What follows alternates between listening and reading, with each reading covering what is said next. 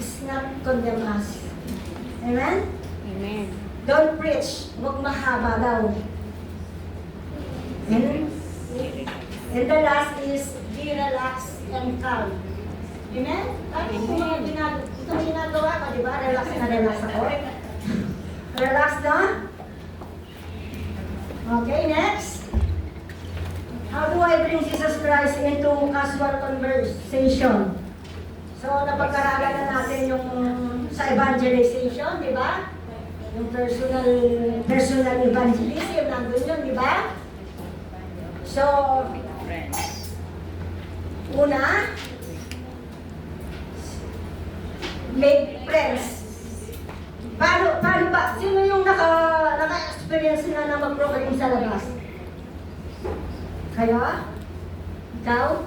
O, may mga ano na pala, yung iba, hindi pa. Si Jenna, meron na eh. Nakasama ko na siya eh. Kaya may mga idea na about sa proclaim sa labas. So, yun ang unang gagawin natin. Kaibiganan muna natin sila. Amen?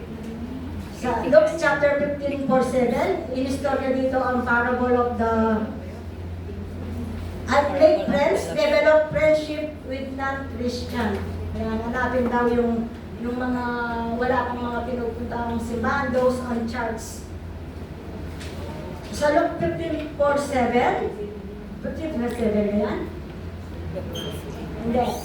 Luke chapter 15 verse 1-12, parable of the lost sheep. Ito ay in-example dito. Yan. Sabi dito, kung ang sino man sa inyo ay may 100 tupa at mawala ng isa, ano ang gagawin niyo? Hindi ba iiwan niya ang 99 sa pastulan at hahanapin ang nawawalaan ng sa ito'y matagpuan? Kapag nakita na niya ang tupa, ay masaya niyang papasanin pagdating sa bahay, aanyayain niya ang kanyang mga kaibigan at mga kapitbahay at sasabihin sa kanila, makipagsaya kayo sa akin dahil nakita ko na ang tupa kong nawawala. Sinasabi ko sa inyo ng higit na kagalakan sa langit dahil sa isang makasalanang tumatalikod sa kasalanan kaysa siyang namatawid na nangangailangan na di na nangangailangan ng magsisi. Di ba napakasaya natin kung may nayaya na tayong isang kaluluwa?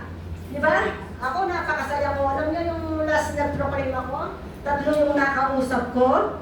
At may isang nag-yes naman. Sabi, pupunta ngayon. Ewan ko sa cellphone ko kung nag-reply na. So, 3 yun. Isa yung nag-yes sa akin. Praise the Lord. Palakpakan natin ang Panginoon. Tiyagaan lang talaga. Meron namang matagal bago siya mag-yes, di ba? Minsan abot ng taon. Wala si Melanie, no? Si Melanie, yung fruits ko, na-proclaim ko yan eh. December. Tumugon siya mga, maging 1 taon bago siya tumugon sa... Pero hindi ko siya binitawan, ha? Nasa prayer ko siya, lagi ko siyang sa 1 taon na rin, nagtsaga ako, di ba? Yan ang gusto ng ating Panginoon, magtsaga tayo para madala natin sila sa... Marami pa akong talagang pinagtsatsaga na mini-message ng gano'n. Alam ko na may perfect time si Lord para sa kanila. Amen? Kasi yung isang fruits ko, saka yung nasa harvest na siya ngayon, yung iba.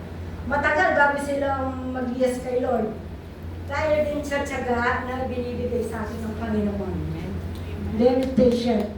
Dapat tayo. Pag nasa proclaim ka. Amen? Amen. Amen, sister. Okay. Okay, at pagkatapos, di ba? Nagkaroon na kayo ng friendship. Di ba? Tapos, as about his interest. Yan. Arouse interest. Yan. Tanungin niyo siya kung mag-ilig siyang magluto, ganon. Di ba minsan ganyan? Magbubukas tayo parang, sis, ano bang paborito mong zodiac sign? Ano bang zodiac sign mo? Ganon, ha?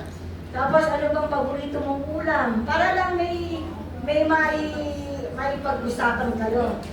Dapat ask the question, kung taga saan siya, kung ilang anak siya. Diba? Ganyan ang mag-proclaim. Amen. Tapos ito, find the opener dun. Pag, na ano ba? Na lumapit na ang puso niya sa puso mo. Ano ba yung ibig sabihin? Parang ang lalim nun. Ano na kayo? Nag-steward. Nagkaintindihan. Naging intimate na yung Naging malapit na ang usapan. puso mo sa isa't isa. Bisa nang hirap, pero ang dali lang naman sabihin, di ba? Na, yan may na-open nerve. Parang mag-open ka. Sis, nabalitaan mo ba yung problema sa Pilipinas? Yung corruption, yung flood control. Yung gano'n, magkakaroon siya ng interest. Yung, siyempre, sa pagkakausalo, ipasok nyo. Pagkatapos yung about kay Jesus. Di ba? Amen. Kasi yung magtatanong ka kung ano yung problema niya. Okay? Tapos, kasi sis, alam mo ba na ang Panginoon ay nagbibigay siya ng buhay na walang hanggan? Yung gano'n, parang ipapasok mo about yung kabutihan ng Panginoon na ginagawa niya sa atin. Amen? Tapos yung example dito, find the opener pala, this trouble makes people worldwide na di na sila magigising.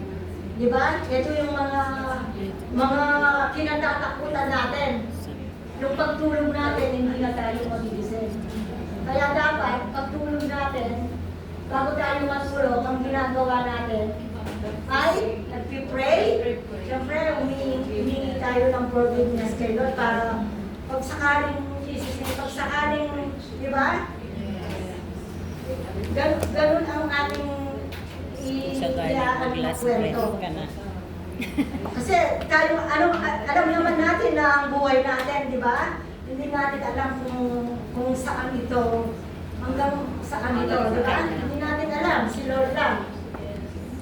Sa 1 John chapter 5:13, isinulat ko ito sa inyo upang malaman ninyo na kayong sumasampalataya sa anak ng Diyos ay may buhay na walang hanggan. Tapos yung iba nakakaranas ng kalungkutan. Yan. Diba? Minsan yung iba't iba eh. Ako iba't iba yung mga nakakasalamuha ako eh. Yung iba, problema sa pera. Yung iba, problema sa asawa. Marami. Ang nakikita bilang OFW paglabas natin, di ba? Yung kalungkutan, yung homesick. Stress. Di ba? Stress, anxiety, depression. Kaya napakaganda na magsibag tayong yung mga ka-OFW natin, matulungan sila. Madala natin sa ubos. At least, dito sa ubasan ng Panginoon, di ba? Nakakaramdam tayo ng kapayapaan, kaginawaan, di ba? Lakas. Kasiyahan, lakas. Amen. Kaya tulungan natin ang mga ibang mga anak ni Lord na nasa labas pa. Maraming pang anak si Lord na nasa labas. Sa tingnan mo, iilan lang tayo dito, di ba? Maraming nasa labas pa. Kaya magsipag tayong mag-akay ng mga kaluluwang hindi pa nakakakilala sa Kanya. Pero nalalo? Okay. Jesus, ito sa aching loneliness. Jesus offers a double answer to loneliness.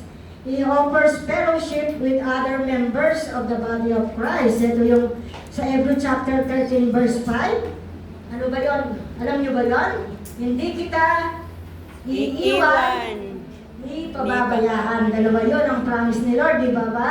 Hindi kita iiwan, pababayaan. Okay, sa ano na tayo? More methods of follow-up. Apat ito Siyempre, nakapag-evangelize na tayo, nakapag-proclaim na tayo. Si Jenna, alam niya to eh. Minsan siya ang inaatasan kung mag-follow up sa mga nagpo-proclaim namin. Okay, personal contact sa ating pag-proclaim sa labas. Siyempre, kukunin natin yung personal contact, di ba? Yun ay mahalaga para continue yung communication natin sa kanila. Tapos, number 2, letter writing. Noon, letter writing ang ginagawa, pero ngayon dahil napakabilis na lang, may cellphone tayo sa social media, di ba? Ang bilis na lang, isang pindot lang, makakapag-message na tayo, di ba? Eh noon si St. Paul, magpapadala ng sulat, minsan isang buwan bago dumating yung sulat, yung gusto niyang iparating sa mga pinapoproclaim niya. So ngayon napakapalad tayo dahil may mga cellphone tayo, so ang bilis na lang. Tapos number 3, sending someone or another person. Yan, halimbawa may nag-proclaim po tayo, di ba? Minsan, malapit sa lugar nila, yung isang kasister natin. Minsan may problema, tapos gusto niyang comfort. Di ba? Minsan, may gagamitin si Lord na ibang kasisters natin para i-comfort siya, di ba? Or wala siyang pamasahe, di ba? Minsan, may gagamitin na God, really God is our great provider. Amen? So, maraming gagamitin si Lord para sa mga napupuklaim natin kung magtsatsaga tayo. Amen? Okay, number 4, the last. Yan. Sabi ko nga kanina, prayer is powerful, napakaalaga na lahat ng mga napupuklaim natin. At mga nadadala din natin, kailangan ang prayer natin. Hindi nawawala. Amen? Dahil ang panalangin ay napaka-importante sa lahat ng mga ginagawa natin. Amen? Kaya may mga example na panalangin dito. Ito, 1 Thessalonians chapter 1, 2, Colossians chapter 9, 11, Ephesians 3, chapter 13, verse 19. Yan po. So, alam ko na ang dami ninyong natutuwa ng mga salita ng Panginoon. Masaya ba ang lahat? Amen. Amen. O, so alam nyo na kung paano mag-proclaim. Yes. So alam nyo na kung paano mag-share ng gospel, ng testimony. Amen. Yes. Yung iba nakilig talaga. Yung iba, wala lang. Nagsulat lang na. Kaya next time, be aware tayo sa mga sinasabi ng speaker kasi minsan yung sinasabi ng speaker ay para sa inyo. Relate sa ating buhay. Amen? So maraming salamat po. I hope na marami po tayong natutunan sa araw na ito. And blessed Sunday po. Thank you, Sister Lisa. Isang pupuling palakpak kay Sister Lisa Gatsil. Yan. Natutunan na natin ang kapangyarihan ng pagpapatotoo or saksi. Saksi tayo ng Panginoon na ihahayag natin kung ano yung nalaman natin. So, hindi nyo talaga pa maintindihan kasi